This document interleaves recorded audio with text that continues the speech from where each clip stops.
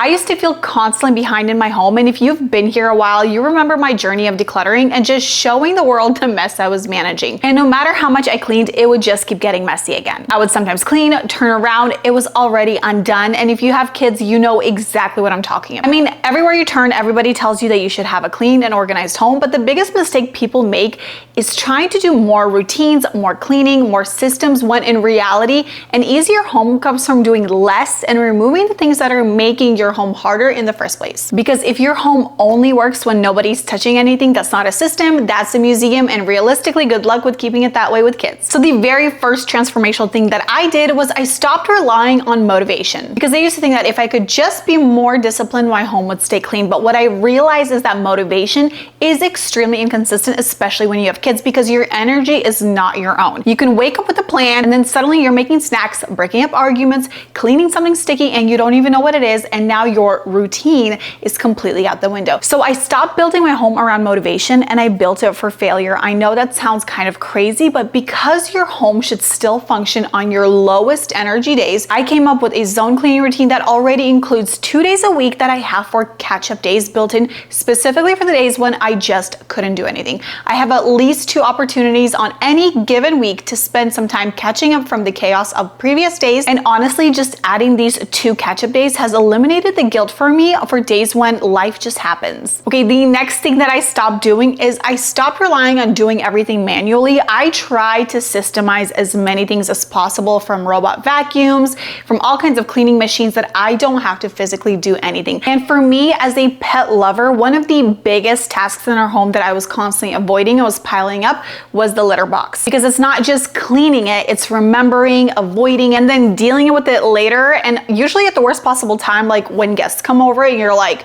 oh crap, I need to clean out the litter box because I can smell it. So instead of managing it, I replaced it with a system. This is the One Is All Ease S1 self-cleaning litter box. And my favorite part is when you take it out of the box, the setup is so simple. You simply snap the sides onto the bin and put the bin on top of the unit, and it's ready to go. After your cat uses it, within about 3 minutes, it automatically separates the waste from the clean litter and it sends it into the sealed waste compartment below. So your cat is always coming back to a fresh, level litter bed, and you're not constantly scooping. And the best part is you're not constantly worried about the smell, because the traditional litter boxes, you're supposed to be scooping every day, but you're dealing with odor and you're actually throwing a lot of clean litter too, which adds up over time. The waste bin holds 11 liters, which means for most households, it can last up to 2 weeks without needing to be emptied. And it is designed so that the waste distributes evenly inside, so you're actually using the full capacity. And since the compartment is sealed, it helps lock in odors so you're not getting that smell throughout your home. One of the biggest reasons I chose this one for my cat is the open top design.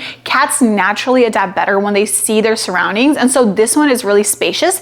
It fits up to 33 pounds, so they have room to move around and feel totally comfortable. It also works with multiple types of litter, like clumping, clay, tofu litter, and mixed litter, so you don't have to switch everything you're already using. It also runs quietly at about 45 decibels, so it's not disrupting you at night. Okay, and this is the part that I think matters for long term. A lot of litter boxes, especially automatic ones, they become a problem because they're hard to clean.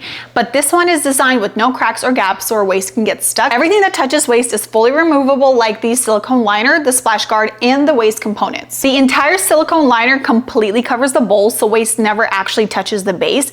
And when you clean it, you just lift it out like a trash bag, no tools, no scrubbing the entire unit. You're just cleaning the parts that need it, which makes it way more realistic to actually maintain for the long run. And because I know I'm gonna get questions, in terms of safety, it has multiple protection systems built into it, including a weight sensor, radar sensors, infrared sensors, and motor monitoring. So if your cat approaches, jumps in, or something blocks it, the machine stops immediately and even reverses if needed, so it's very safe for everyday use. And if you're a multi-cat household like us, it does work very well, so you don't need multiple setups. So this is one of the things that I didn't add into my routine. I actually removed something and I replaced it with a system that runs in the background. And when you have kids, that's really the goal: less thinking about, less to manage, less to stay on top of. Just a quick note though, this is recommended for cats over 6 months old and over 1.2 kilograms, so the safety sensors do work properly. I know that this is a system that is going to be so useful for you if you guys have cats in your home. I will have it all linked for you in the description below. Okay, the next thing to completely stop is to put things down for now, because that's exactly how clutter usually started for me. And with kids, this multiplies very fast, and it's not just your stuff anymore. It's the shoes, it's the backpacks, it's the snacks, they're random toys, the half-finished crafts, things you didn't even know entered your house, and suddenly every surface is covered, and for some reason you're the one left managing it. I have heard this mentioned several times. Hey, if it only takes a minute, I'm gonna do it right away. And I used to dread it because I felt like every single day I had a million 1-minute tasks. But let me tell you, it really truly does help. If you grab one thing and start putting it away, and in your other hand, you see something else and you grab the second thing and you start putting those things away, it truly is a lot faster than having everything accumulate and then waiting for it to get so messy, so dirty that you have to pick all of it up. Okay, this next point, this was truly transformational with the amount of time that I spent cleaning my home. I stopped doing task-specific cleans and I started to focus on room-specific cleaning. And what I mean by that is that a lot of the times I will see cleaning routines that on Mondays we clean sinks, on Tuesdays we clean floors, on Wednesdays we clean rugs, or whatever it may be, and they're very task-driven things. I could be busy literally on Monday, I would clean the sink, but the rest of, my kitchen is dirty. On Tuesday, I would mop the floors, but my countertops are trashed. On Wednesday, I would, maybe vacuum the entryway, but everything else is falling apart in my house. And so I noticed that when I stopped focusing on task-specific cleans and I completely redid my zone cleaning to where I'm focusing on space-specific tasks.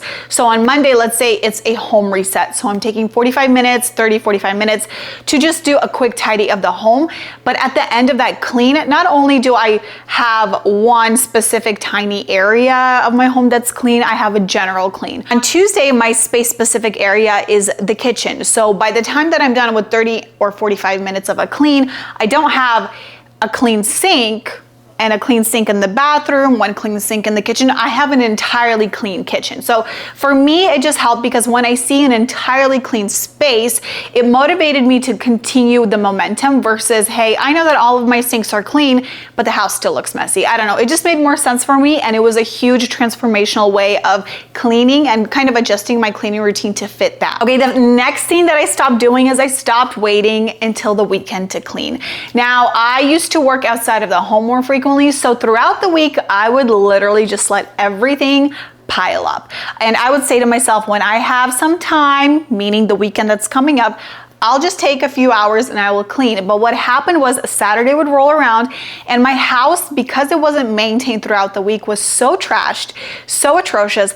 The laundry piles were just out of hand that it took me 6 hours on my day off to clean a space. And not only did this completely eat into my time off when I should be relaxing, spending time with my kids, enjoying myself, going out to do the things that I wanted to do, I was spending that time being resentful of my family because all of my free time was eaten away on the weekend. And instead of just taking 30 minutes per day to an hour, depending on your level of clean, instead of taking that time and just doing a morning loop, a zone clean, and an evening loop, I was wasting my entire weekend to reset everything to perfection the way that I liked it, just for it to get back to the exact same point by Tuesday or Wednesday. I stopped doing all of that. I incorporated a morning loop with 2 tasks. My morning loop, as I've already mentioned several times, I wake up, I unload the dishwasher, and then I put in 1 load of laundry. I have 1 zone clean per day, which is just an area of my home that I'll spend about 30 minutes tidying, deep cleaning, whatever I choose. And then of course my closing loop is just to close up my kitchen. And that's it. And if I keep up with that, all of my deep cleans are to such a minimum that pretty much weekend cleaning has been completely obliterated. Okay, all right, moving on to the next one. And this may tug on some heartstrings or be slightly controversial, but I stopped being emotionally attached to my stuff. I know Marie Kondo has this whole concept, and I think it's great about picking up every piece of whatever you may own, whether it's clothing or items around your home, and asking how it makes you feel, or yeah, I don't know.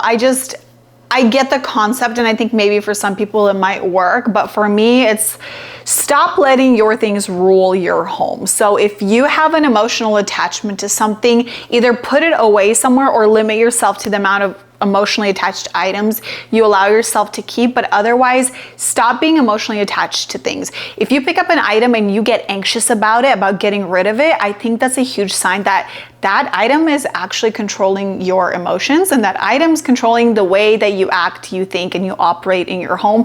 And for me, that's like a sign, like I need to get rid of this for the sake of me not being attached to this item. So as soon as I let go of all the emotional attachment of things, of oh, how cute. Like, when will I ever be able to find something like this? Or, oh, my kiddo wore this when they were smaller, but I have 14 of them. I mean, I think it's different when you have a couple of items that you keep for memories versus a feeling that you have when you pick something up and you have an emotional response to that item. In my opinion, what has helped me is to completely detach myself from things, because then it makes it so much easier to get rid of things, to maintain things, and then also create space for me to bring in things that I actually am going to enjoy in this current season of life. Okay, this last point I think is going to be so crucial for people with young kiddos. I stopped waiting for my kids to get older to start enjoying and taking pride in my home. I used to think that once my kids get older, I'll buy the nicer furniture or I'll style my home to match my style.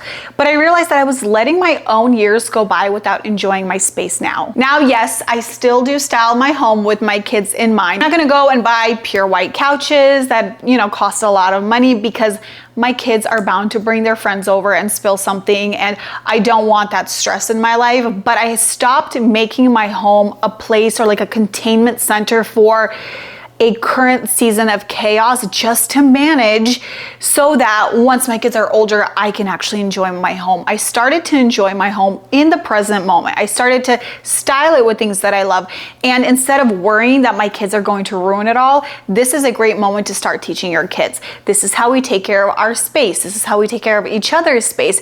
And if you're always going to live, and I'm talking to myself, if I'm always going to live in a state of I will one day get to do the things that I want, I will one day get to enjoy my home when no one's in my way, when nobody's bothering me, when things are just perfect, you will never get to that point, because you're constantly going to be waiting for the next thing. So if you have little kiddos, do not wait for a certain moment to start making your home a hobby, to start enjoying your surroundings. Bring in those fresh flowers, bring in things in your home that you absolutely love to look at, and with your kiddos, teach them to enjoy those things with you as well. If your home is feeling hard to manage, it's probably not because you're doing too little. It's most likely because your home requires too much from you. And when you're already managing kids and schedules and meals and life, your home should support you and not add to the load. So let this be encouragement to you. Your home is not going to feel easier because you're going to start doing more things. I want you to focus on the things that you can stop doing versus the things that you feel like you need to do more of, because the moment that you stop doing unnecessary things and instead replace them with those more efficient tasks and tools that are available to you, your home is going to become a joy. If you want more systems like this that actually make your home easier to run, not just to look good, you can subscribe, and I'll see you guys in my next one.